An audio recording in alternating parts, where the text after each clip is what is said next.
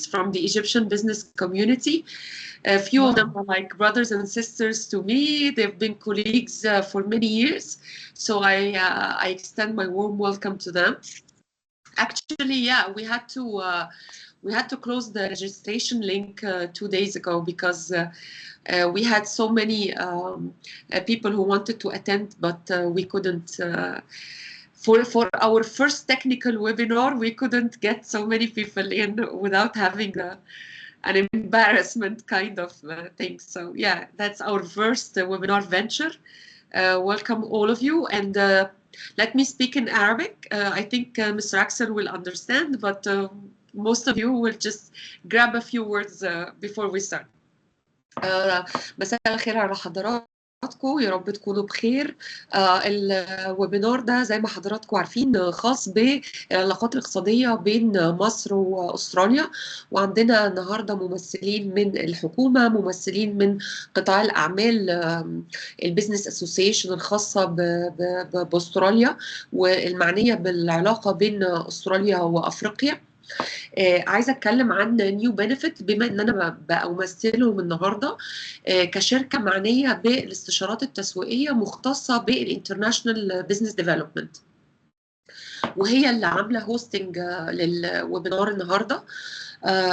طبعا احنا عارفين انه الانترناشونال بزنس ديفلوبمنت هي حاجه مريحه جدا الفتره دي، علشان هي اللي بتدي حضراتكم فرص للتصدير، فرص للمشاركه، فرص ان حضراتكم تاخدوا فرانشايز، او حتى على مستوى الار ان دي او الريسيرش والديفلوبمنت، ان حضراتكم يبقى في ابحاث تطوير مع شركات اكثر تطورا في القطاعات اللي احنا هنتطرق لها النهارده.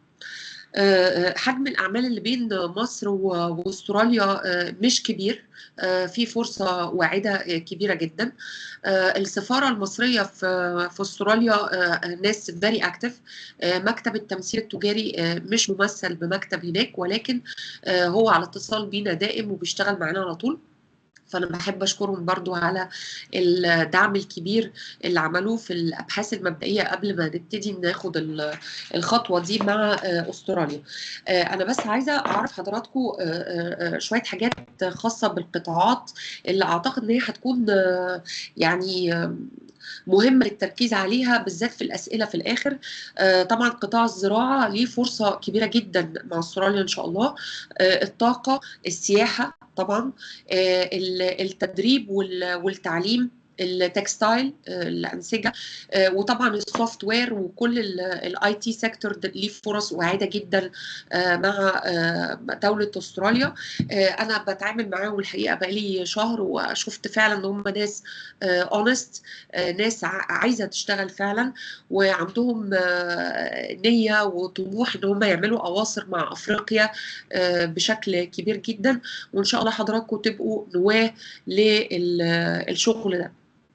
Without further ado, I would like to introduce Mr. Axel Womenhorst, who is the Australian ambassador in Egypt. Thank you, Mr. Axel, for being here, and I welcome you. Thank you very much, Nagla, and hello to everyone, whether in Egypt or Dubai or Australia. I've been ambassador here in Egypt for the last 3 years.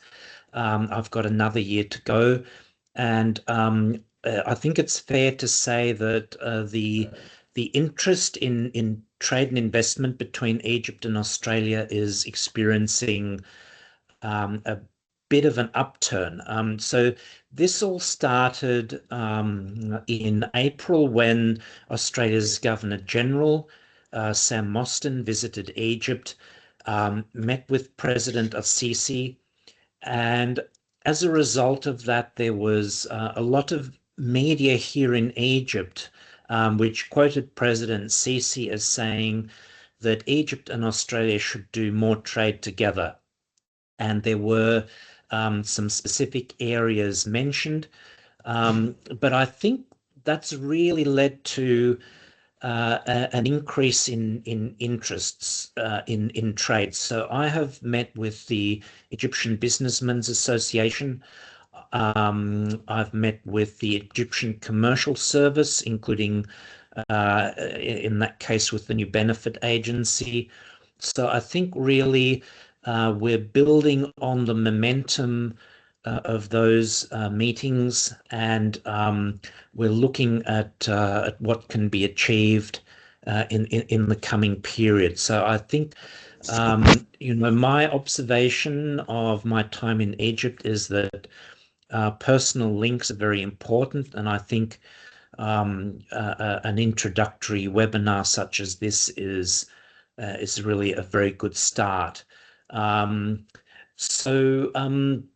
Perhaps I can mention a few other things. So the people-to-people links between Egypt and Australia are already particularly strong. So according to the latest Australian census, 60,000 people resident in Australia were born in Egypt. The Egyptian embassy in Australia says those in Australia with Egyptian background are actually numbering in the hundreds of thousands. So due to the strong people-to-people links, that really creates a knowledge between the two countries that that is good to take advantage of. So there's interest across a number of sectors, and I can perhaps start with the trade statistics. Last financial year, $849 million of trade, and you know, Australian exports to Egypt are heavily focused on food products. So of the, let me see, of the $661 million of exports, about half of that are in vegetables, which I think is dominated by fava beans and pulses like lentils. Meat and wheat are also strong. Wheat is, you know, Egypt is the world's biggest wheat importer, and Australia is a big exporter. And the war in Ukraine and Russia has meant that Egypt has looked for alternative sources. Some of that, of course, from Australia. Meat has always been an important export, so Australian meat is quite famous in Egypt. There are other crops. There are barley, wool, and I think aluminium ores are also prominent. On the services side, Australia is a major education provider, and the numbers of students going from Egypt to Australia is also increasing. On the reverse, Australians love coming to Egypt for tourism, and there were 3 major Egyptology exhibitions last year in Sydney, Melbourne, and Canberra, and I'm expecting that will lead to much greater tourism numbers coming to Egypt. Fertilizers and construction materials are other important Egyptian exports to Australia. I know Egypt is quite strong in agricultural products as well, particularly horticulture, dates. Egypt has the advantage of being in the northern hemisphere, so they're different seasons to what we get in Australia. Egypt has really become a very important exporter of clothing. And for example, clothing is the major Egyptian export to the United States. It really dominates the statistics there. Perhaps in the interests of time, I won't talk about the investment side. but you know, there are existing Australian investments in Egypt. The polymer banknotes is one of them. You know, there are niche products like recycling of banana plants. There's a feasibility study for a green energy project here, and there are engineering services. So Egypt is going to be a superpower in renewable energy because they have, you know, one of the best countries for solar, one of the best countries for wind as well. And Egypt sits on a major trading route. Another advantage of Egypt is the safety aspect. So we have a very stable political environment, a stable security environment, and labor is cheap, perhaps or good value. Perhaps I can also talk about Victoria a little bit. Victoria is my home state. I grew up there. I studied there. And the capital of Victoria is Melbourne, which is Australia's second biggest city. And it's very strong across the major sectors of the Australian economy. But I don't want to steal the thunder of the Victorian government that's in on this call. So perhaps I'll leave it there. But of course, I'm in your hands as to whether anyone would like to ask me anything or comment on anything.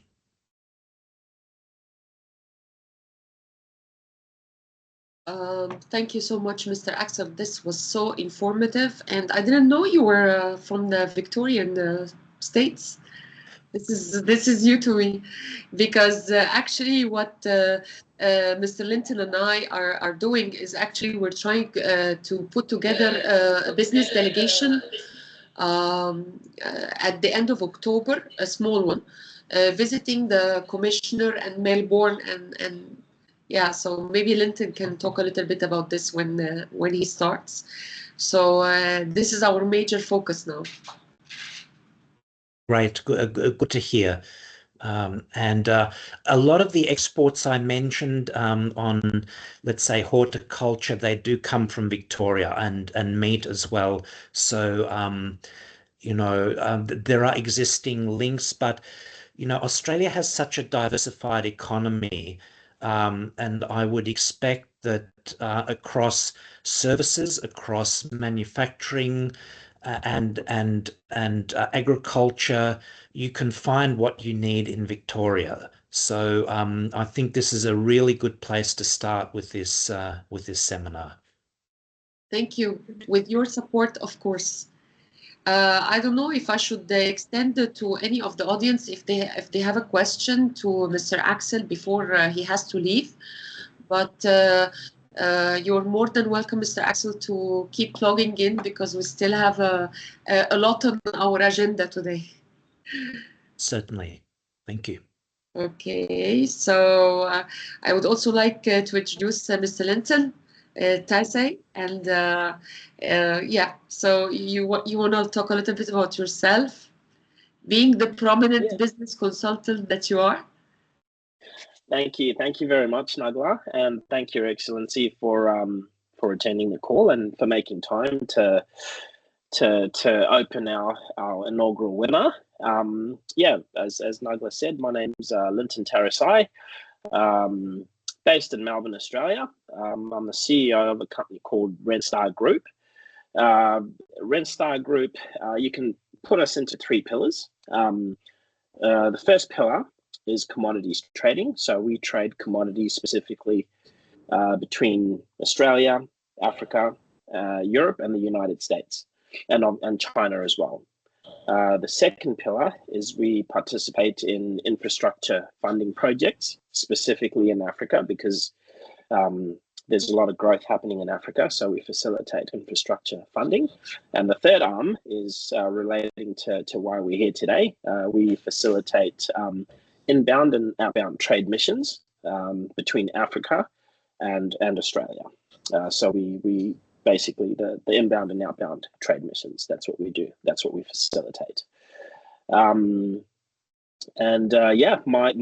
I guess today, what I've done today is I've put together a pestle analysis. So I like to use frameworks to support or to articulate, the points or the arguments or whatever content I'm trying to deliver. It's basically a macro environmental analysis of Victoria, Melbourne, which is where we intend to have the inaugural delegation. You're sharing the presentation, right? You should. Yeah. Yes, definitely. Yes, exactly. So you'll be able to see the presentation on the screen, and then if Nagla's got a copy, if you guys would like a copy, she can make that available to you guys after. So she'll be a point of contact. And essentially, the whole objective of this is, like Nagla mentioned before, is we'd like to have a delegation come from Egypt to Melbourne, specifically a B2B matching exercise where we match Egyptian businesses to Australian or Victorian, whether it's importers, whether it's clients, or whatever the case might be. And that's what we're going to do. It'll be a what did we say, Nagla? A 5-day trip, I think, a 5-day business trip or a week-long business trip. Around the 5-day, yeah.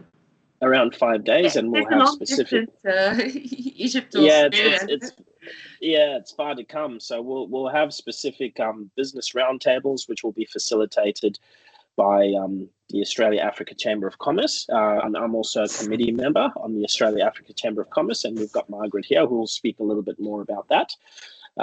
That's the objective of this, is just to give you guys an idea of what the Victorian economy looks like, the opportunities. You will see some gaps. And I think the value comes in, if you do a gap analysis, it comes in filling those gaps, particularly Egypt to Australia trade. So I think there's a lot of opportunity there. So I might just get straight into it. And then if Nagla's she's the MC or the moderator. So I guess she can decide whether we want to do questions at the end or after I speak. Yeah, please go ahead. We're looking forward. Yep, no problem. Can everybody see my screen? Not. Yes, it's on its way. It's coming now. You can see it now? Yep. Yes, I can. Okay, yep. Okay, perfect. So yeah, as I mentioned, we've done a pestle analysis on the Australian and Victorian markets, and what I've done is I've just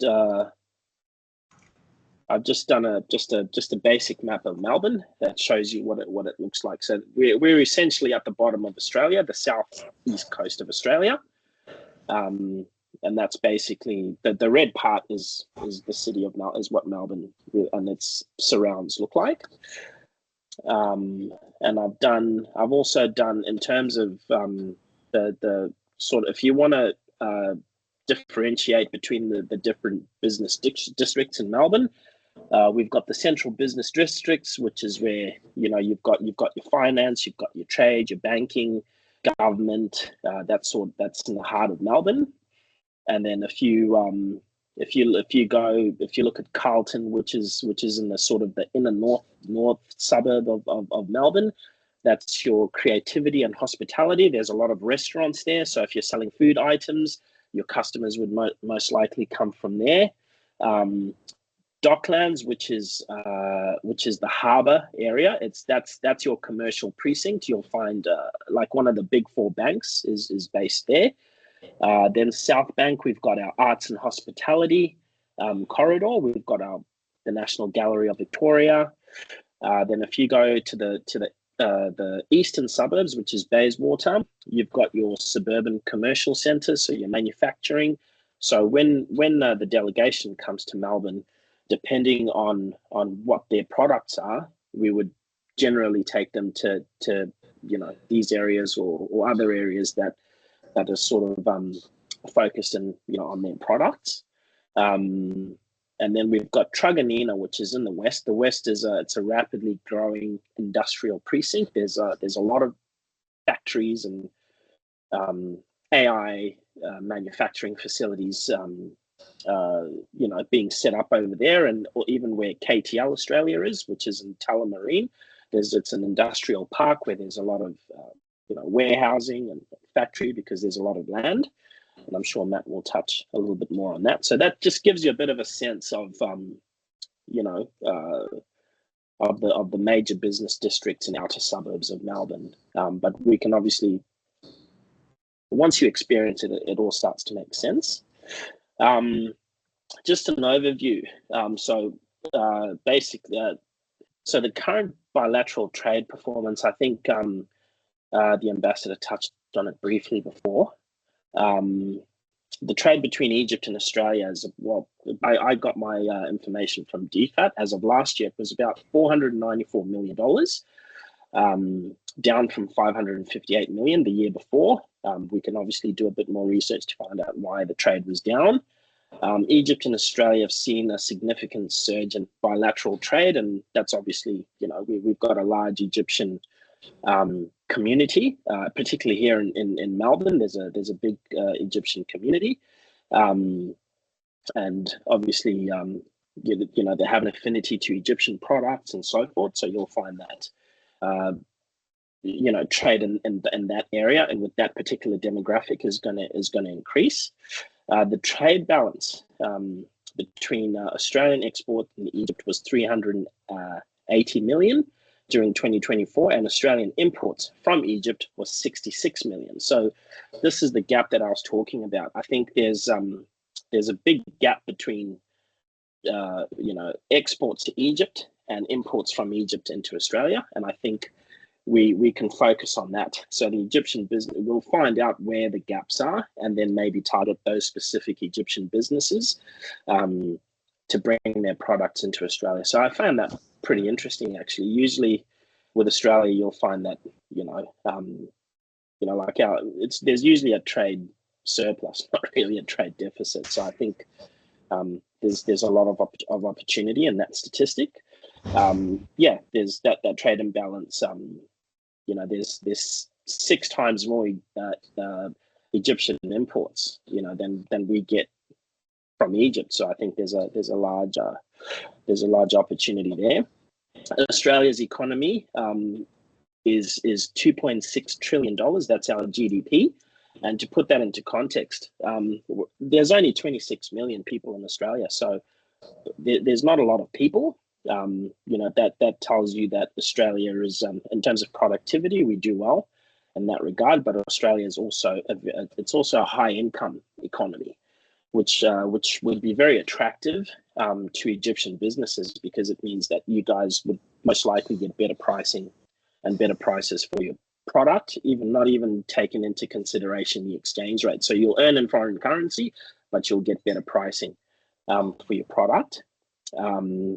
And one other very big opportunity is that Australia is a gateway to the Asia Pacific. It's a gateway to 4.6 billion consumers throughout, from China to Indonesia to Thailand, you name it.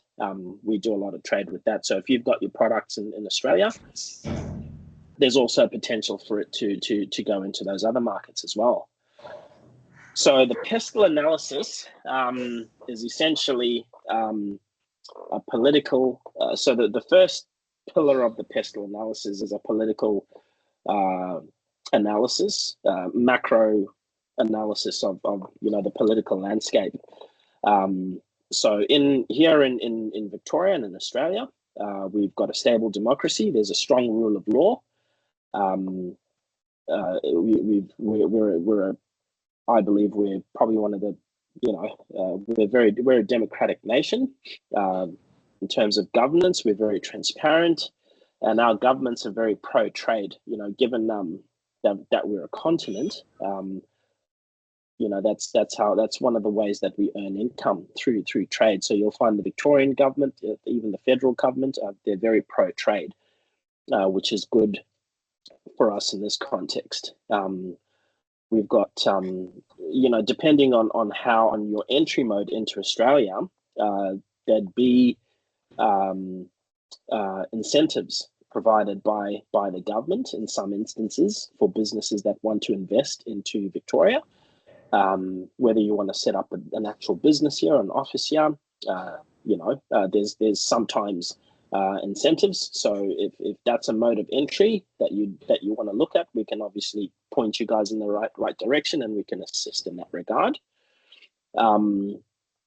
From a political standpoint as well, I think Egypt relation, I think the diplomatic ties are growing, as the ambassador just mentioned before. Our Governor General visited Egypt, and there's a lot of that diplomacy happening at the moment. So it's not like this is completely, we're not reinventing the wheel here. I think we just we're adding value to wheels that are already in motion.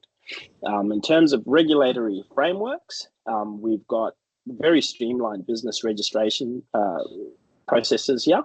It only takes a couple of days to get your company set up. We welcome foreign investment. Obviously, there'd be guidelines and that would have to follow, but we welcome foreign investment into Australia if you're looking to actually set up a business.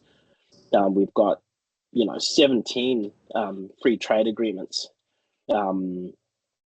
So that Egyptian businesses bringing their products into Australia can also piggyback off that, and also depending on what your business does, you can also take advantage of the government procurement processes where government give out contracts, or they might be interested in particular products that you guys might offer. So those opportunities are also always open. In terms of government support, we've got Global Victoria, which is the Victorian government. You'll hear from Lamia at the end of the presentation. She's the trade director in the Middle East for Global Victoria, in the Middle East and Africa, and they've got teams that are dedicated to assisting international trade, so international trade facilitation. And there's also programs as well that help, in terms of exports, export programs as well. So there's a lot of support from a government perspective. So that's our political landscape. We don't have any wars in Australia. It's essentially a very stable political environment. So, and that's good for investment. That's good for companies that are wanting to sell their products into Australia and into Victoria. In terms of our economic fundamentals, Australia's economic performance is very, very strong. As I mentioned before, we've got a GDP of 2.6 trillion, but we're only 26 million of us. There's not a lot of people. So from an economic performance perspective, Australia does really, really well. In terms of our GDP rose by 0.6 this quarter, and by 1.8% compared to June last year. And that could be for a whole range of reasons. We've got a very strong services and mining sector. The economic outlook for Victoria for 2025 is again strong. I think we just had some figures presented by the Treasurer recently, and the economy has performed very well, actually better than what they had forecasted. So I mean, from an economic perspective, I think our GDP is growing by 0.6 in the last quarter. Victorian economic leadership. So we're the fastest growing economy. So Victoria, in terms of all the states, particularly after the pandemic, after the pandemic, I think it's been estimated that we're almost 14% larger in real terms between last year and this year than we were the year before the pandemic. That could be for a whole range of reasons. I believe. Sorry, I think there's a strange sound coming up. If somebody can mute.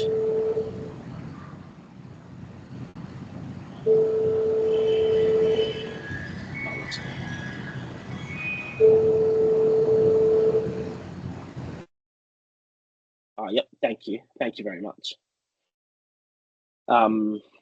So particularly that could be for a whole range of reasons. I know I believe as of 2023, Victoria or Melbourne, we're now the most populous city.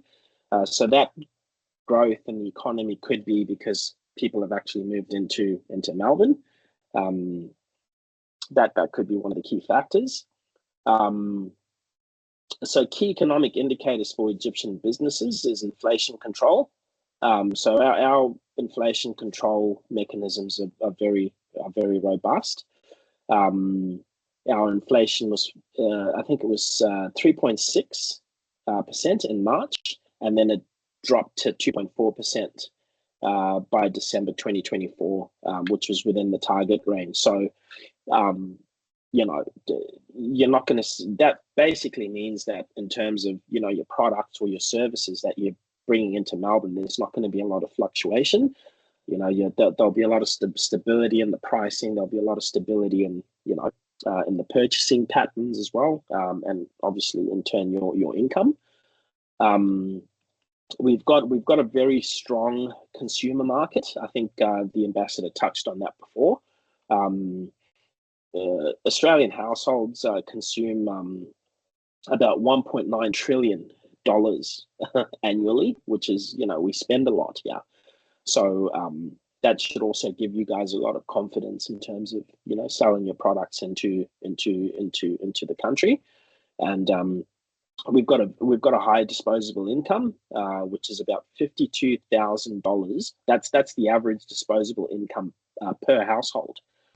So that's after all your expenses are paid and so forth. So that means that in terms of people's ability to spend and and things of that nature is pretty high, which would be attractive for Egyptian businesses. So you're not selling your products into economies that an economy that has no disposable income.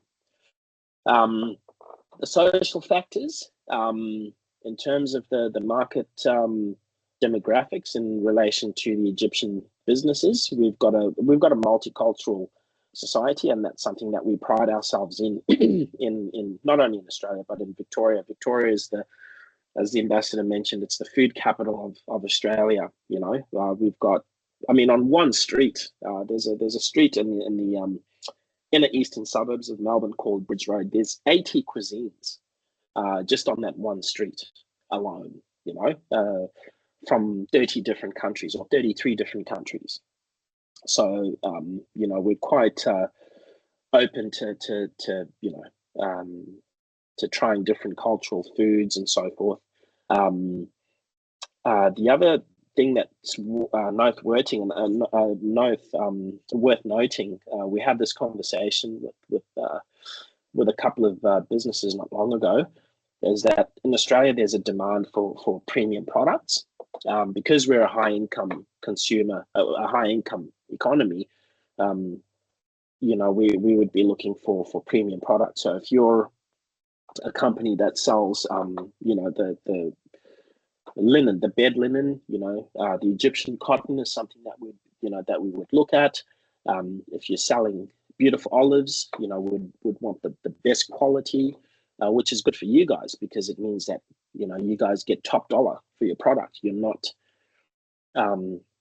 selling low quality products, which means that you're not getting top dollar for your product. And as I had mentioned before, we've got a strong cultural appreciation, strong interest in Mediterranean and Middle Eastern cuisines. You'll find everything from Egyptian food to Afghan food to Lebanese food to Turkish food. I think there's a company who they do these beautiful olives. They have a strong interest in bringing their products into Melbourne, and I think there's a market for their products here. And it's our job to match that Egyptian businesses to either importers or direct to business.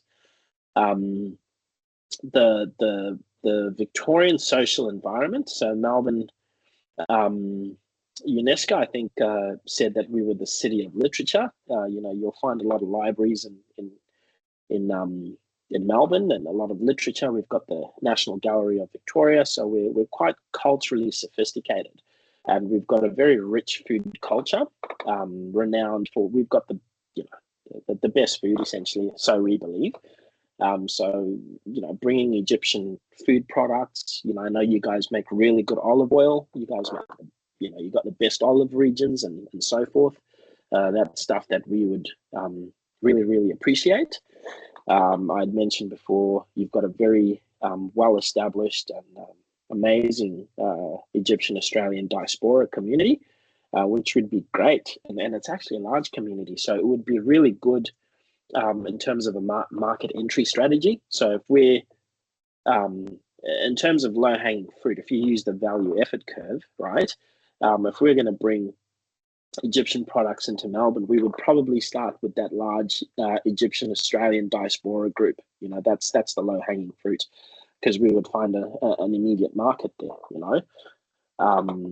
So that's from a social perspective, you can see how it sort of makes sense. I hope this pestle analysis is starting to build a picture of the opportunities that bringing your businesses or products to Melbourne, to Australia, presents. In terms of the consumer behavior trends, like I'd mentioned, the premium product positioning is really where we'd want to enter. They'd be willing to pay a premium for authentic, good quality. There's also sustainability focus, particularly here in Melbourne. I know there's a company that did amazing like home textiles, and they had they've got a sustainability focus, they've got an environmentally friendly focus, and they would do well. That would be a fantastic selling point to say, look, you're wearing this Egyptian cotton, but this is how it's manufactured. We've got a focus on on sustainability. So products like that would do very, very well here in Melbourne. So that's the social part of the pestle analysis. From a technological perspective, if your business is into anything to do with AI or software, 85% of the population gets 5G coverage. There's a massive e-commerce growth with I think Australia spent about 63 billion on online retail. So the good thing is it's not really just even about having a bricks and mortar setup here, but if we can have a sort of like an even online retail market, that's something that would be extremely beneficial, as well. So that's something to consider. We've got world-leading financial technology and payment systems here in Melbourne. Very secure, very robust governance in that facility and in that regard. Supply chain technology, we've got very sophisticated operators, and we have one such distinguished guest here, KTL, and they can speak a little bit more about what they do. What else would be of interest from a technological perspective? I mean, I'll just, so I don't go over my time. Yes.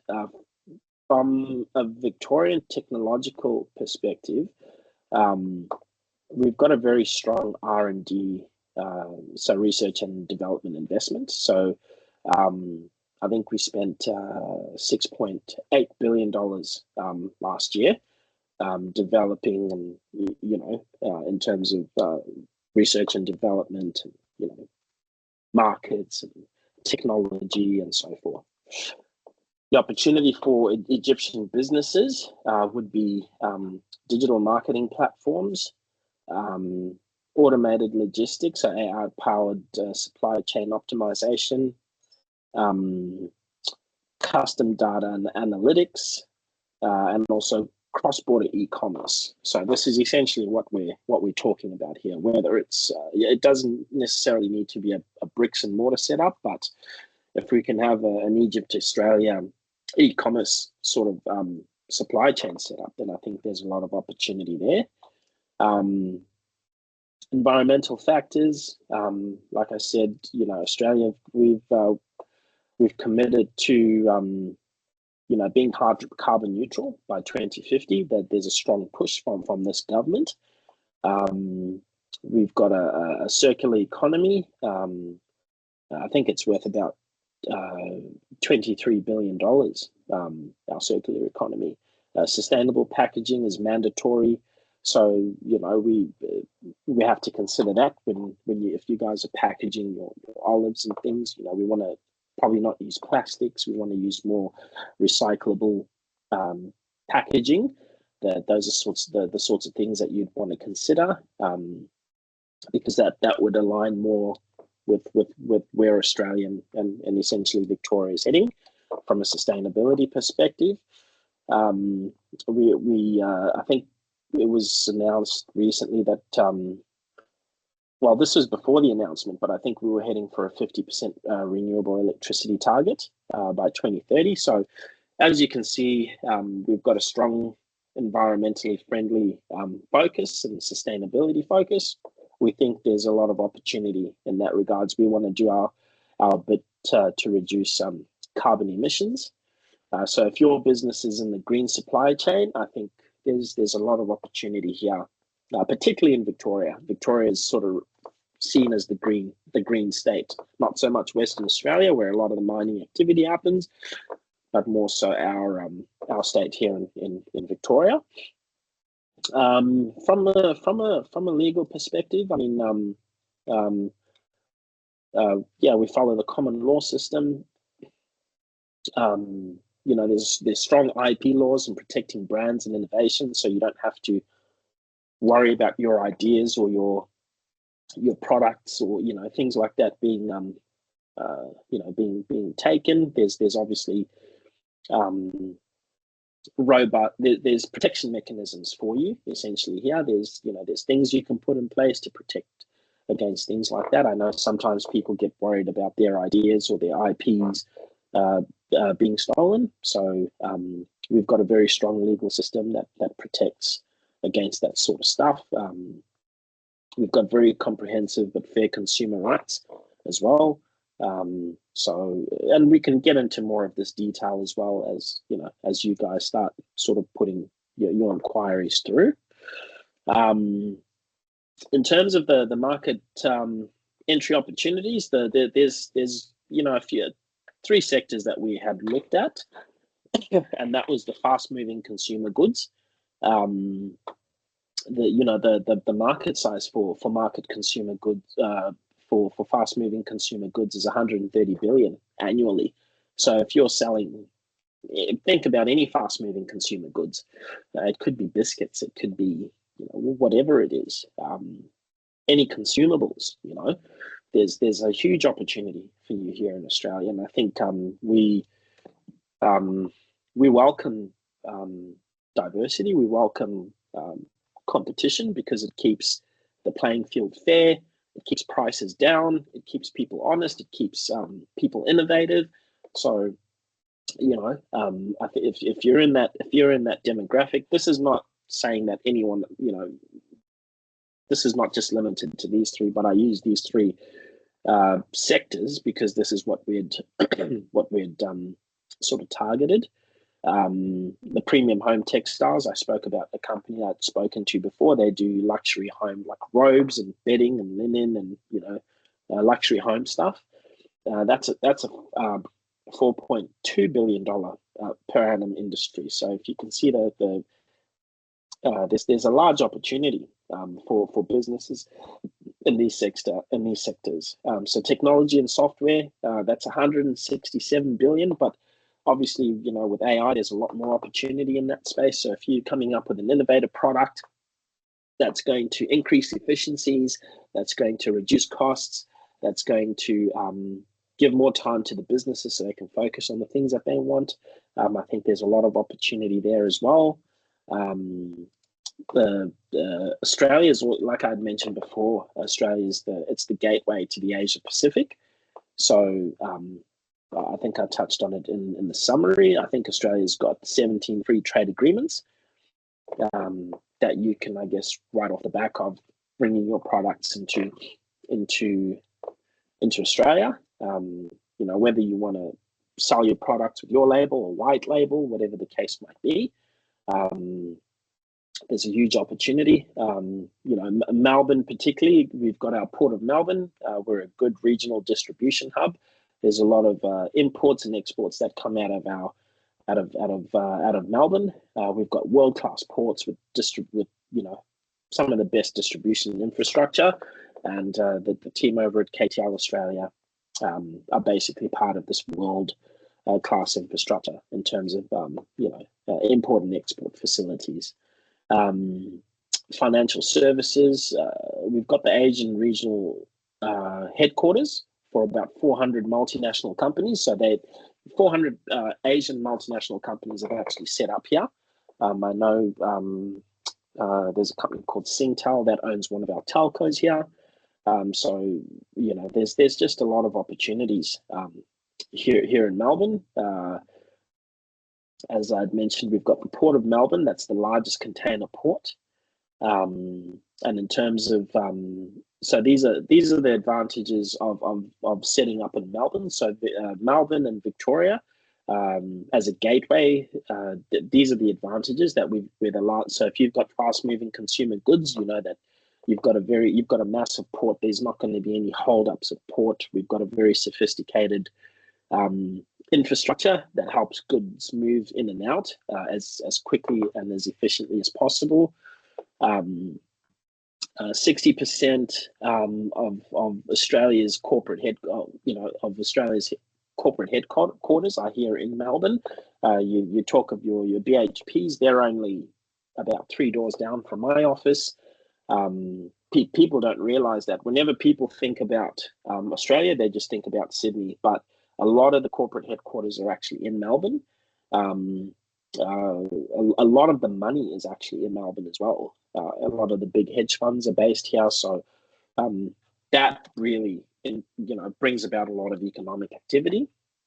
In terms of trade facilitation, there's really good programs that Lamia and the team have got. So depending on your entry mode, you can take advantage of those. Success strategies for Egyptian businesses, practical market entry recommendations. I won't speak too much on these right now, but if you've got an interest, you can get in touch with Nagla, and then we can actually come up with a bespoke strategy for your business depending on what your product is. We can have phase one. We can have a market testing phase. Then we can have market expansion and then Asian gateway. So we've got a pretty good framework of how businesses can enter the market and then expand within the market and then expand to the Asian market, which is even bigger than the Australian market. If you just keep your products in Melbourne or in Australia, you can only be as big as the GDP, but if you're going international into Asia using us as a gateway, then the possibilities are endless. That's the sort of strategies that we're looking at. Yep.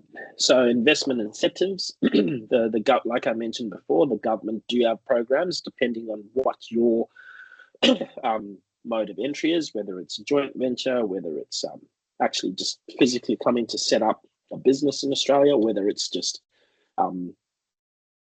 importing your goods into Australia or into Melbourne. There's programs that we can take advantage of to help and to facilitate that process. So just to conclude, the key takeaways in the next steps is, we've got an undersupplied market. If you're talking about Egyptian businesses bringing their products into Melbourne or Australia, it's the ratio is 6 to 1. So there's a massive opportunity there for Egyptian products to come into Australia. And that makes me really, really excited, which is why I was really keen to actually participate in this program with New Benefit. In terms of economic stability, if your products are here, it means that your businesses are, they're going to enjoy that Australia or Victoria's economic stability and prosperity. In terms of being cultural fit, there is a huge Egyptian diaspora, Australian Egyptian community. So your products will fit in, and not just that, but within the wider Victorian or Australian community, I think we're open to really great products that we can make part of our community. And then the last takeaways is really, this is the gateway to Asia. So we can take some after this, if you decide that this is you want to explore bringing your product into Australia, into Melbourne, we can start doing some market research, competitor analysis, depending on what your products and what your industry is, and then we can develop some partnerships, identifying Australian distributors and retail partners, and then we can look at what that piece looks like. How will you go? What's the easiest way to get your product into Australia? Whether it's just straight import or whether you want to set up a company here, whatever that piece looks like, we can facilitate that. And then and I guess we can look at some success metrics as well. So there's a lot that we can do, and we can touch more on that once you guys decide what you want to do in that regard. And that is my presentation. Thank you so much for allowing me the opportunity to speak about Linton, this was so helpful. We're having such a positive feedback about this presentation. Thank you so much. It's such a practical, hands-on presentation, and a lot of people here in the chat and even in our private WhatsApp messages are asking for a copy. Yes. So I think you should be selling it for $20. So thank you so much, Linton. And this is what I love. I mean, I'm biased. This is what I love about business consultants, is that they just have the hands-on experience of things happening. And honestly, thank you. This was a great overview of what to expect. And honestly, we've been interviewing a few Egyptian businesses, you and I, in the past week. And from what my personal intakes was that the Australian marketplace, and I'm here speaking to my colleagues from the Egyptian business community, is about quality. So we are ready to make you ready for this kind of quality. It is not a huge market. However, they pay well for the quality that you are giving. And therefore, the exposure to the Australian market, or the whole experience, is going to be tackling or addressing all the quality issues and the R&D issues that might be helpful for your business, even in other, international markets. So thank you, Linton, so much, and yeah, I believe I'm going to be your franchisee for selling this presentation. Please allow me. Absolutely, no, definitely. And again, thank you. We're kind of running a little bit out of time, so we need to get this a little bit faster. But thank you for introducing us to Matt. And Matt is our next speaker for the next 10 minutes, and he's going to talk to us about the logistics between Australia and Egypt. And I believe this is the most important issue in actually getting this done on the ground. If you have a product that needs to be exported to Australia or imported from Australia, the logistics part is one of the most important. So thank you, Linton, for making us meet Matt. And Matt, we're looking forward to hearing your presentation. You have 10 minutes. Thank you. Firstly, thank you very much for having me tonight. I promise to keep it for 10 minutes. Miss Nagla, Excellency, and Linton, thanks for having me. just a little bit about Matt. I haven't come from international forwarding. I've been in logistics mainly on the Australian end for nearly 30 years. My key highlights of my career has been rail, intermodal, landside logistics, warehousing, and I've been in international experience as a CEO of KTL now for 6 months, where what I'm hopefully going to present to you today will give some insights into our Egyptian business colleagues online. Just a little bit about key facts about Australia and our supply chain. Size does matter. People may not be aware when they're on the other side of the world, but in fact, there is 7.69 million kilometres of land.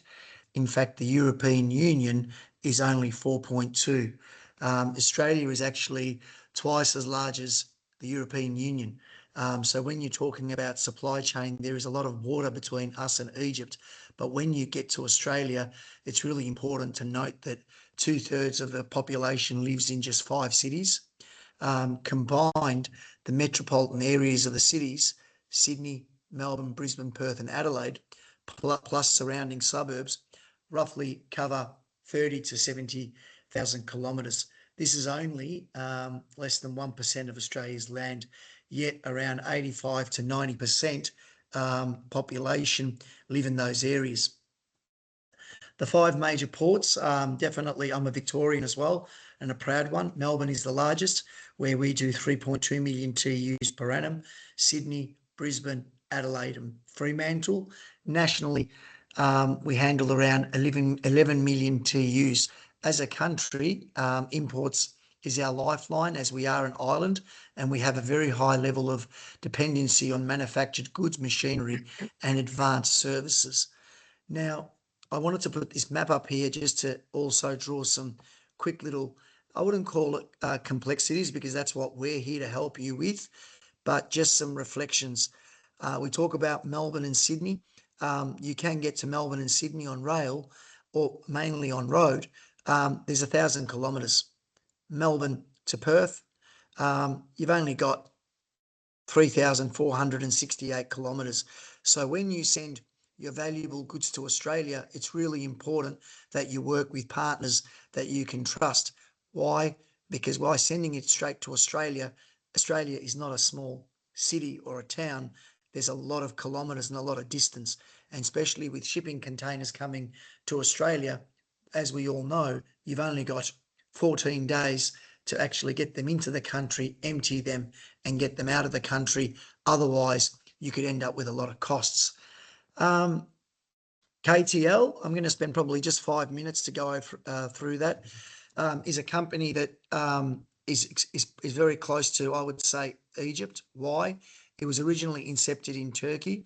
As we know, and if you're not aware, there's nearly 1,700 Turkish companies at the moment that have moved their manufacturing to Egypt.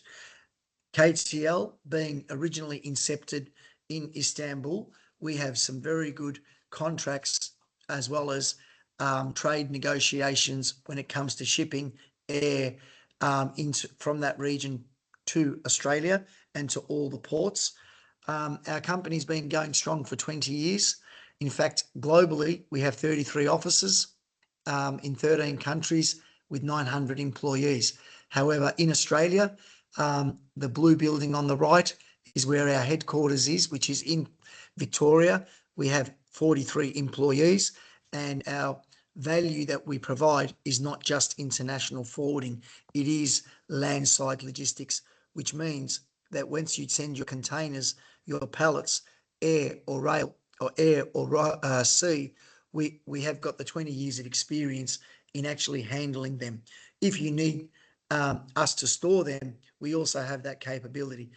Our biggest strength, and I won't go through our values, but is actually our people. It's the experience we present. On this slide, the managing director is Rick. I'm the CEO, and within our company, we have 3 core businesses, being exports, end-to-end freight forwarding, as well as project management. We have over 100 years of experience. So after this presentation, I'll be sending a copy to Miss Nugler, and it's got our details. The countries that I mentioned, which also include Turkey and Egypt, we've got presence in Dubai, in the Middle East, in Saudi, but also in that trade lane between Europe, Turkey, Egypt, through Suez Canal to Australia. We use multiple trusted ocean companies, and some of them profess to go through the Suez Canal. Our strengths, again, highlighting on Middle East, Dubai, Saudi, Qatar and Egypt to Australia. Egypt is very close to KTL's heart, as no surprise to anyone on this hookup, a lot of trade's been lost from Turkey to Egypt. So we just want to leverage off that experience. And once it comes into Australia, we've got the utmost confidence that we can deliver your product, not only with relationships with good people, but with state-of-the-art systems. So probably just to draw some quick little data of trust for you, we handle 40,000 TEUs per annum, 15,000 exports and 25,000 containers, 25,000 TEUs of imports, and 12,000 of those are actually on the Europe, Middle East to Australia trade. The customers that we deal with, and this was just, I wanted to put this together, gives you a sense, end-to-end forwarding, as you can see, food, stone, tiles, carpet, construction, skyscrapers in Victoria, in Sydney. We've got our finger on the pulse. We actually bring a lot of the joinery, the glass, as well as the mod homes in containers. With commodities, we do a lot of commodities. I know Linton mentioned commodities that he looks at, and as a company, we manage a lot of commodities to regions, including the Middle East, which could be meat, grain, chickpeas, sorghum, logs. So we've got a very vast portfolio. Finally, once it gets into Australia, our knowledge, our experience and our equipment with trucks, but also using rail networks, is state-of-the-art. Why KTL?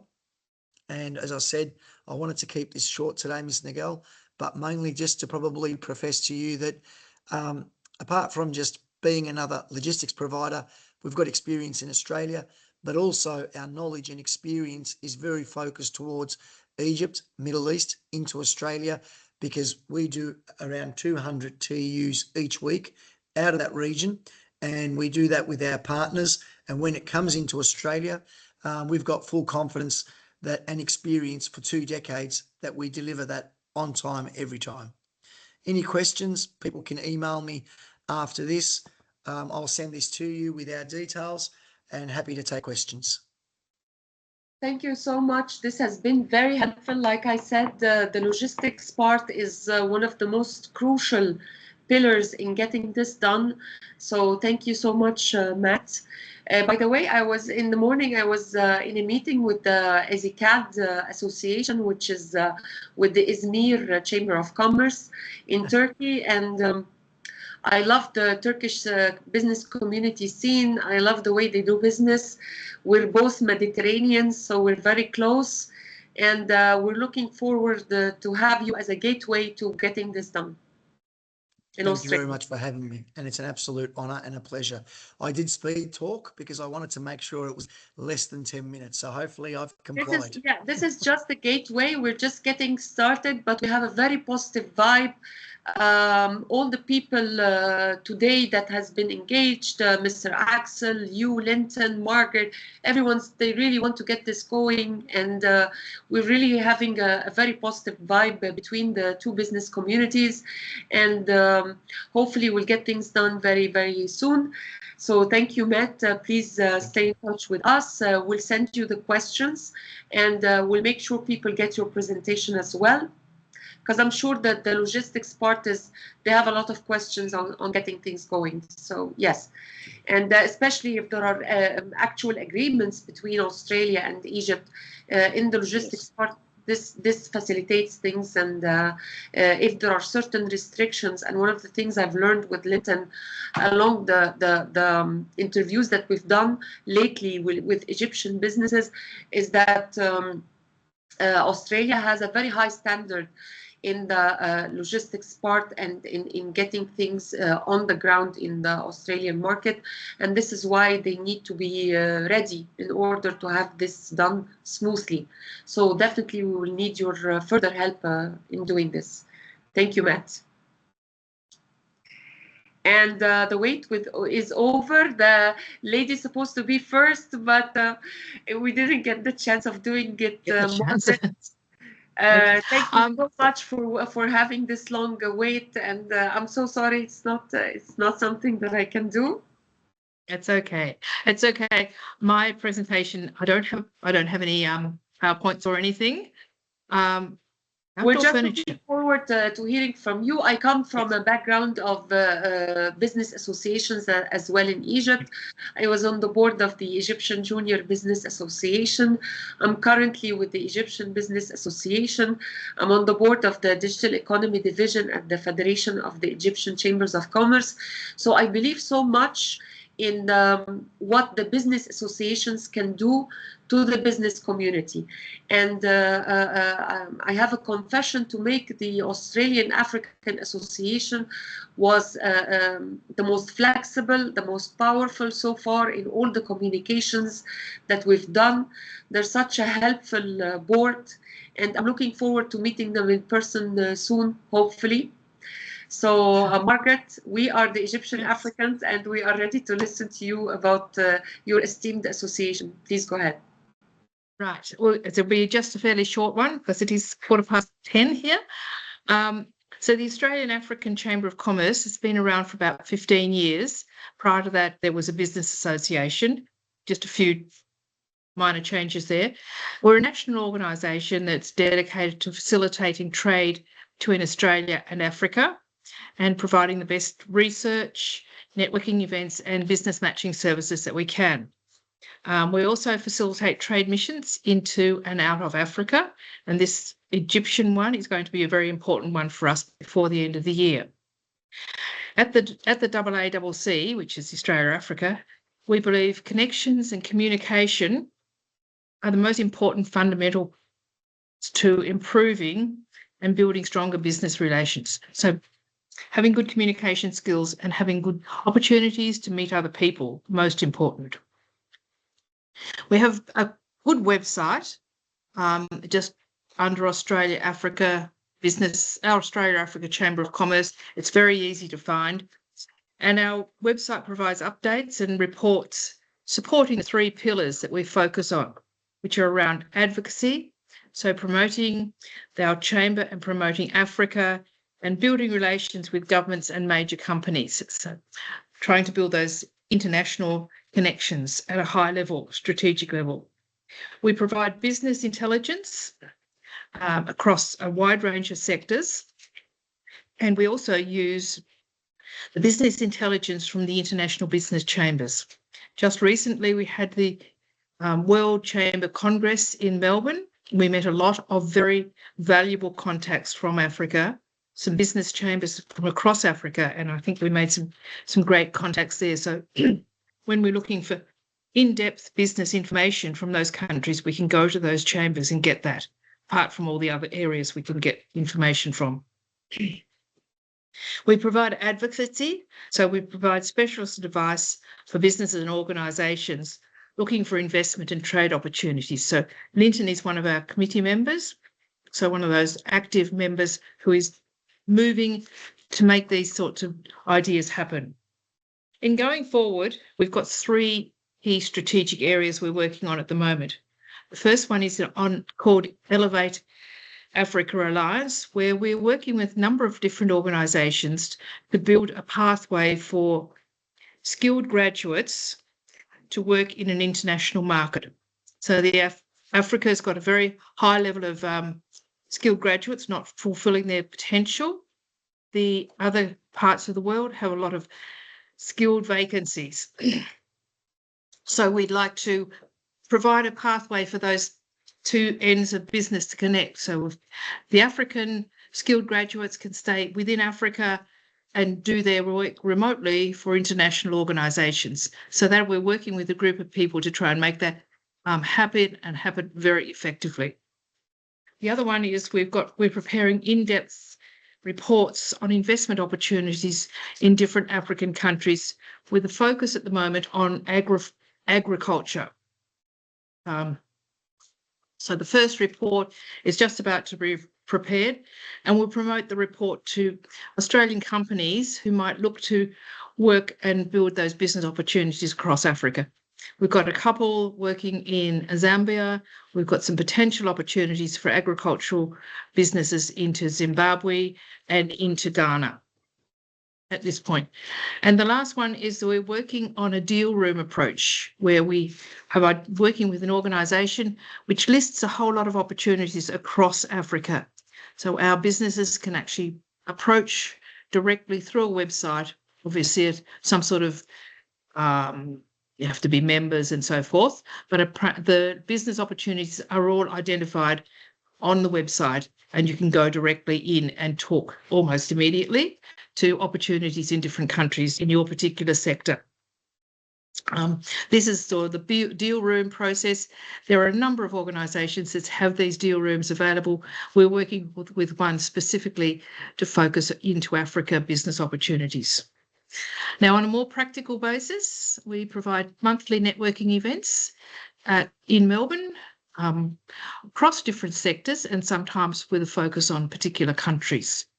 The next one we're having in October is we're focused on sport, and we're looking at the importance of sport for building cultural and economic connections. Economic connections. We've also done things across agricultural technology, healthcare, business movement of funds in and out of different countries in Africa. Linton's been involved in most of these, so he's nodding wisely at the moment. So looking for support we also look for support for trade missions into and out of Africa. We've supported a trade mission into Zimbabwe around agriculture. We're looking forward to supporting this trade mission from Egypt into Victoria, and potentially we've got one possibly coming from Ethiopia in November. So for a very small organisation, we're quite busy at the moment. And just recently we had a meeting with the Angolan ambassador to Australia, and we also potentially have the opportunity for some sport-related international events, which I won't explain too much. So across a whole range of sectors, we're very busy and we're very excited to welcome people from Egypt for our first Egyptian inbound trade mission. We're looking forward to meeting you, Nagla, and the rest of you. Pleasure, Market. Thank you so much. It's a short notice, and it's going to be a challenge to Mr. Axel to actually issue the visas.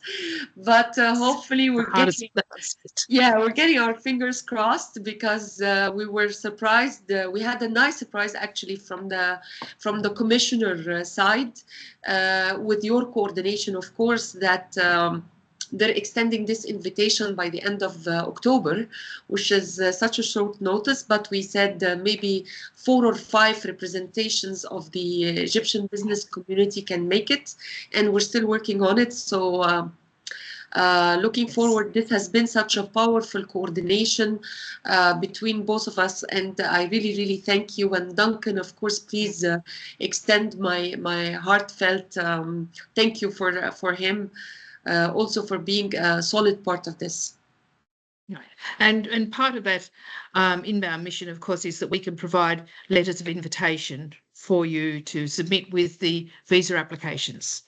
Again, so we're going to sell them for $20 an invitation. So yeah, it's a fundraising kind of activity with the presentation.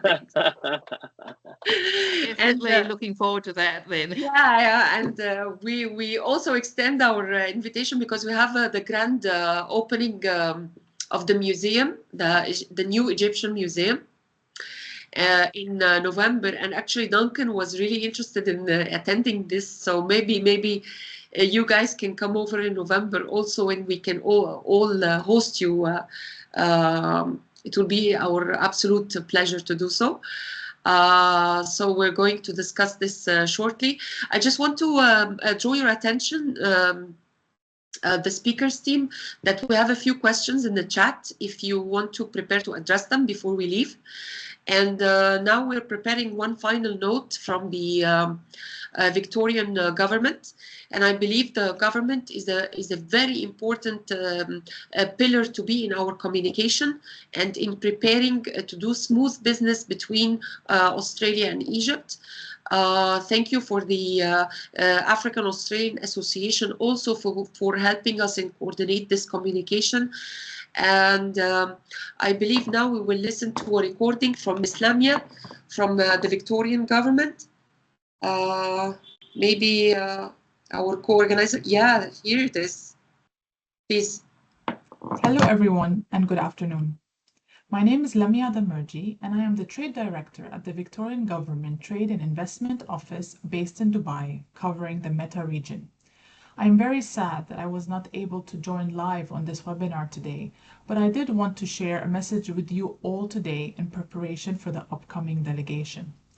Please feel free to contact me via email for any questions you might have after the webinar. I also want to say a quick thank you to Renstar Group and New Benefit Marketing for organizing this webinar and all the preparations for this upcoming delegation to Australia. For your information, we support companies from the state of Victoria, Australia, with their market entry into the META region, foster and establish connections and business, and also promote investment back into Victoria. Melbourne, being the capital city of the state of Victoria, is known to not only be the arts, culture, and food capital of Australia, but also the birthplace of ingenuity, originality, and high-quality goods and services. Thriving sectors of the Victorian economy include food and fiber, renewable energy, manufacturing, mining and mets, sports tech, beauty and wellness, as well as aerospace and construction, to name a few. Australian products and services are very well received around the world and also continue to grow in the Egyptian market. Did you know that a large percentage of the chickpeas used in Egypt are imported from Australia? If you allow me, I will also share with you some facts and figures for your information. By value, Egypt is Victoria's 32nd largest merchandise export market and 57th largest two-way trading partner. In the Middle East and North Africa region, Egypt is Victoria's 5th largest export market and 8th largest two-way trading partner. Over 80% of Victoria's exports to Egypt are agricultural products, and Egypt is Victoria's 4th largest market globally for vegetable exports. In the financial year 23 to 24, exports from Victoria to Egypt was at 129 million Australian dollars, whereas imports from Egypt to Victoria was at 33 million Australian dollars. Top exports include vegetables, meat, and non-electrical machinery and parts. And imports include fertilizers, chocolate and cocoa preps, as well as vegetables.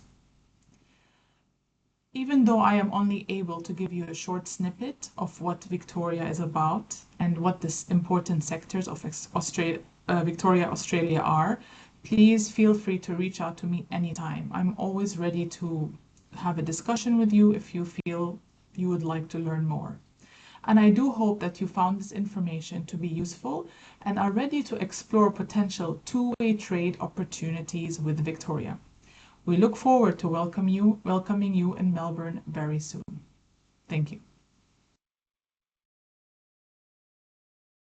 Thank you, Lamia. This has been so beneficial. I hope we had you with us live, but this was such a short and effective kind of such an efficient speech. Thank you so much.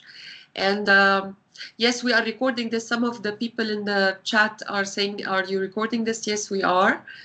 Let me give you a few questions for the speakers, if you can just give a quick answer before we end this. And thank you. I know it's 10 p.m. in Australia. It's time to sleep, so I'm sorry for the time difference. So somebody's asking about the outdoor furniture. Do you have any ideas for the outdoor furniture, the demand, the chance they have, the quality they demand? Please, Margaret, can you?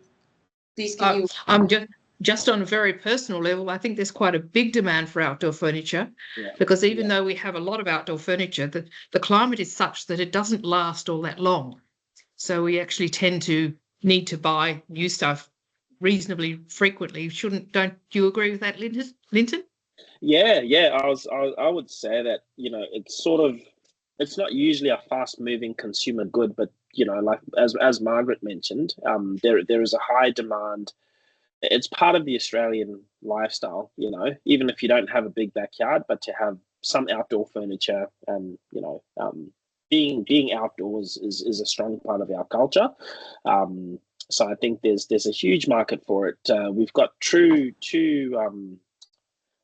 I guess massive organizations. One is called Bunnings, and they're you know, one of the biggest. It's a big department store type warehouse, and they're big in terms of outdoor furniture sales. But yeah, there's a whole lot of other importers and distributors as well that we can tap into for that. So there's a huge demand for that, huge market. Yeah.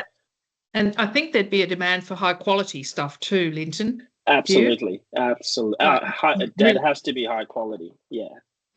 Australians are known for their good taste, to tell you the truth. So I think we can do this smoothly after we prepare Miss Dalia Adel for this. So yeah, we'll be in touch.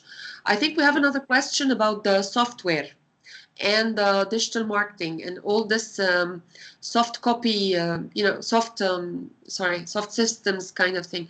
Do you have any idea about this? Yeah, I think there is, like I said before, I think there would be a market for that. You know, if it's going to increase a company's efficiency, because there is a large push for that. You know, companies want to be agile, companies want to be lean. So if your solution is going to provide agility, efficiency, cost reduction, then that's something that, you know, we can introduce into the market as well. Yeah. Just a thought. Also, we have a very, very strong gaming community here. Yes. A huge number of people spend a lot of time writing programs and so forth for gaming, and very high level of IT innovation. Really, I did a lot of the work behind things like Lord of the Rings and those movies came out of Melbourne. Yeah, well, from my experience in different blue ocean markets actually is that in such services, having an agreement or an MOU together, a partnership between two companies in Egypt and in the Australian market would be super beneficial, especially in the R&D arena. And it helps both companies reach a more, you know, convenient kind of service package for their customers here and there. So these kind of agreement, I think I mentioned in the beginning of my introduction to this webinar, the software market is in high demand to cooperate between both our countries. Also the education. And I have to also extend at the end of this webinar our heartfelt thank you to Simus Academy from Macedonia, who is also one of our partners in helping us set this first webinar for a new benefit and Renstar. And actually the Academy is now negotiating a growth in market in Egypt, and we're helping them to do this. So yes, education and IT sectors are one of the most prominent ones to be having these partnerships, and it's easier actually to do it than product exchange. I mean, we will need MAT for the product exchange, but for the service ones, it's much easier for partnerships. And yeah, I think we have another question about what about the wooden interior and exterior door fire rated also? I think I will leave this for you to answer. I think there would be opportunity for wooden interior exterior doors. Probably have to go. I wouldn't know the exact specifications, but there would definitely be fire rating issues around those, depending upon what they're being used for. Yeah, because we have obviously a lot of bushfires here. We have to have fire ratings for those sorts of things. And certain products can't be used in treating doors and you know, highly inflammable materials and so forth. Yeah, so opportunity there, but again, you would need to look at the requirements for bringing that sort of product into Australia. Again, we have a lot of very strict quarantine requirements for wooden products coming in. Yeah. Well, this is exactly what I was discussing with Matt's presentation, is that Australia has a very high standard in accepting products and services into the market, and therefore they look for the quality, and therefore part of our mission is to make the Egyptian companies ready if they want to deal with the Australian market.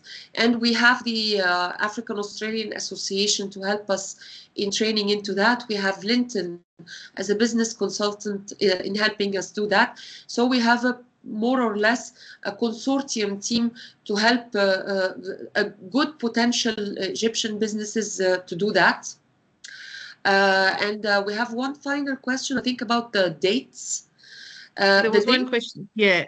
I think there'd be a market for dates because we don't grow them here very well. I don't think we grow them at all, but we do have a significant Middle Eastern, North African population, don't we, Linton, who would be very interested in dates of all sorts. We had a very interesting interview, actually, me and Linton, with an Egyptian olive company, and they were impressed with the size of the requirement within the Australian market. So yes, I do agree with you, Margaret, that they stand a good chance if they have the right quality. And it's not just seasonal as well. You know, in Australia we find during Ramadan, dates are consumed. Before people break fast, they eat a lot of dates. So. But it's throughout the year. They're also a delicacy. They're a snack. So again, there is definitely a market for dates. Yeah, exactly. And I see one last question about technical education. Yes, we have a very good technical education program here, and obviously that's a very important part of any economy. So I think there's opportunity for either students coming into Victoria, or for some of our trainers to go and work in Egypt, if that is another alternative model. Margaret, if I may add to what you're saying, is that actually in the first meeting we had with Mr. Axel, the Australian ambassador, he mentioned that there are more than one certified schools in Australia that can actually franchise to Egyptian training centers who want to be under the license of Australian company, who have a very good reputation worldwide in the proper certifications for such a blue-collar training. And we have a very big market in Egypt, by the way, for blue-collar training. So thank you for this question. So yes, one of the prominent prospects and potential of this cooperation between Egypt and Australia is this exact TVET or blue-collar training. And like I mentioned in the beginning of my webinar, is that speech is that cooperation between Australia and Egypt will not just be about product exchange. In a lot of times, it's going to be about partnerships, MOU signing, franchise agreements. And this is what I love about the blue ocean markets, is that they are flexible enough to actually have these kinds of cooperations. So yes, you have very good potential, Ms. Wala, and we're looking forward to do this. I don't know if any of the esteemed speakers, they have one final note before we finish this webinar. Okay, No. so thank you, Margaret, so much. Thank you, Linton, very, very much. Thank you, Matt. Thank you, Mr. Axel. I know he's not there anymore. Thank you, Lamia, again. Yes. And we'll keep you posted about the delegates. But I need to go back to Mr. Axel for if they can provide the visa ASAP before we do any organizational, Yes. efforts. However, we have different parallel arrangements in order to get this going. And this is for you and for the audience that we have today. We'll keep emailing you. We'll be having this community, Australian-Egyptian community that we're going to build together.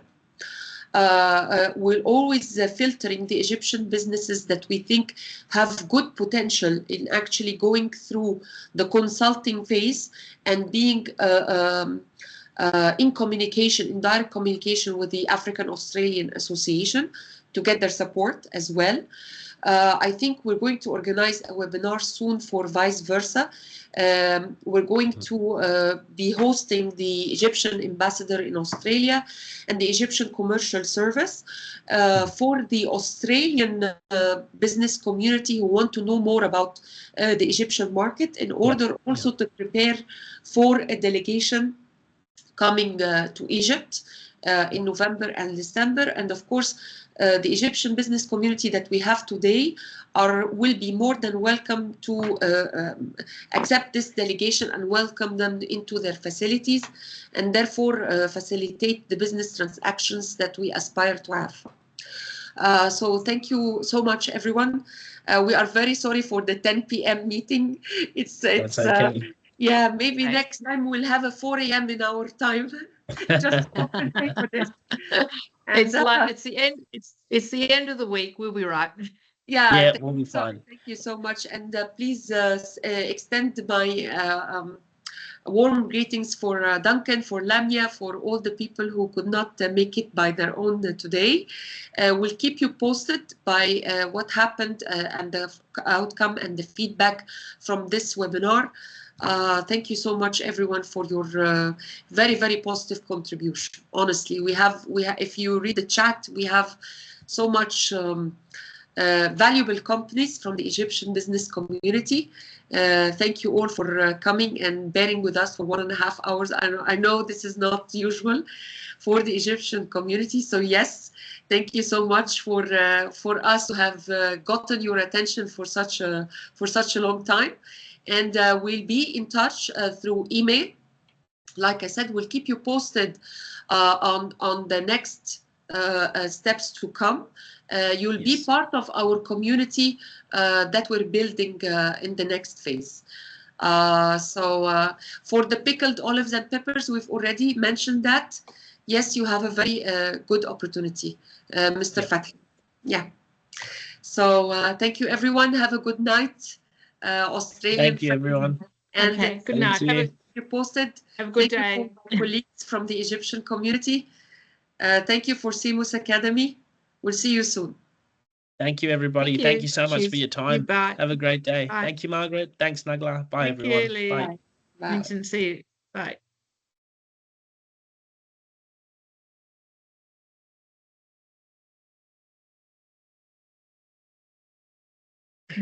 Why let me leave?